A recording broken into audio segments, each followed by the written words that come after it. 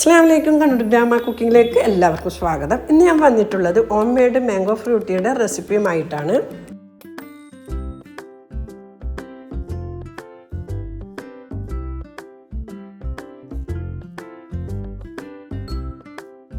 Mango Frooti ഉണ്ടാക്കാൻ വേണ്ടി ഞാനിവിടെ 4 നല്ലപോലെ പഴുത്ത മാങ്ങയും 2 പച്ച മാങ്ങ എടുത്തിട്ടുണ്ട്.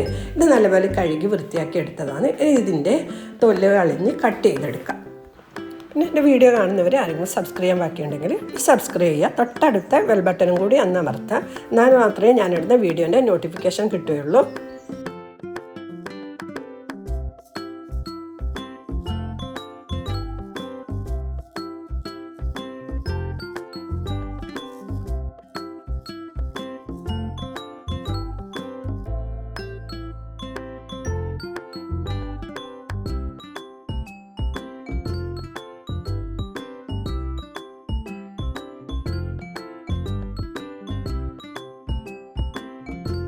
പച്ചമാങ്ങയും പഴുത്ത മാങ്ങയും കട്ട് ചെയ്തെടുത്തിട്ടുണ്ട്.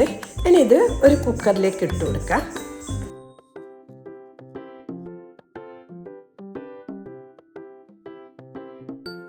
ഇനി ഇതിലേക്ക് ചേർത്ത് കൊടുക്കേണ്ടത് പഞ്ചസാരയാണ്. ഒരു 1.25 കപ്പ് പഞ്ചസാര ചേർത്ത് കൊടുക്കുന്നുണ്ട്. നല്ല പുളിയുള്ള മാങ്ങയാണെങ്കിൽ കുറച്ച് കൂടുതൽ പഞ്ചസാര ചേർത്ത് കൊടുക്കുക. നല്ല മധുരമുള്ള മാങ്ങയാണെങ്കിൽ പഞ്ചസാര കുറച്ചിട്ട് കൊടുക്കുക.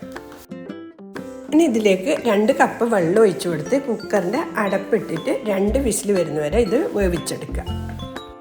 2 വിസിൽ വന്നതിന് ശേഷം സ്റ്റൗ ഓഫ് ചെയ്തിട്ടുണ്ട്. അതിന് നല്ലപോലെ തണുത്ത് കാണും. ഇനി മിക്സിൻ്റെ ജാറിൽ വെച്ചിട്ട് ജ്യൂസ് അടിച്ചെടുക്കാം.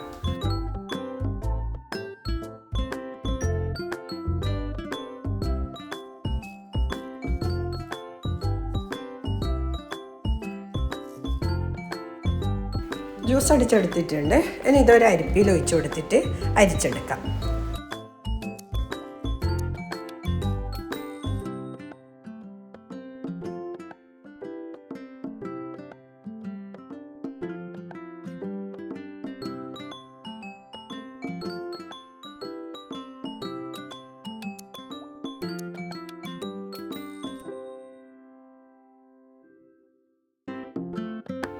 ജ്യൂസ് മുഴുവനും അരിച്ചെടുത്തിട്ടുണ്ട്.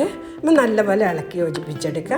ഇനി ഇതിലേക്ക് 1 ടീസ്പൂൺ ചെറുനാരങ്ങ നീരും കൂടി ഒഴിച്ച് കൊടുത്തിട്ട് നല്ലപോലെ മിക്സ് ചെയ്തെടുക്കാം.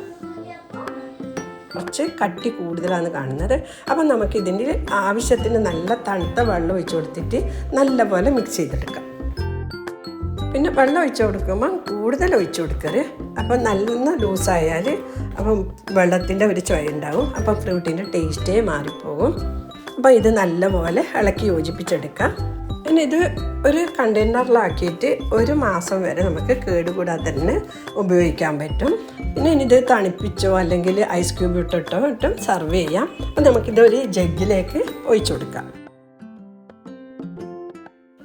കടയിൽ നിന്ന് വാങ്ങുന്ന അതേ ടേസ്റ്റുള്ള കളർപ്പില്ലാത്ത മാംഗോ ഫ്രൂട്ടി റെഡിയായി. അപ്പോൾ നിങ്ങൾ ഇതുപോലെ ഉണ്ടാക്കിയിട്ടില്ലെങ്കിൽ എന്തായാലും ഉണ്ടാക്കി കുട്ടികൾക്കൊക്കെ കൊടുക്കുക. എന്നിട്ട് ഇഷ്ടപ്പെട്ടില്ലെങ്കിൽ ലൈക്ക് ചെയ്യുക, ഷെയർ ചെയ്യുക, നിങ്ങളെ വിലപ്പെട്ട അഭിപ്രായം അറിയിക്കുക. ഇൻഷാ അല്ലാഹ് അടുത്ത് തന്നെ നല്ലൊരു വീഡിയോ ആയിട്ട് കാണാം. താങ്ക്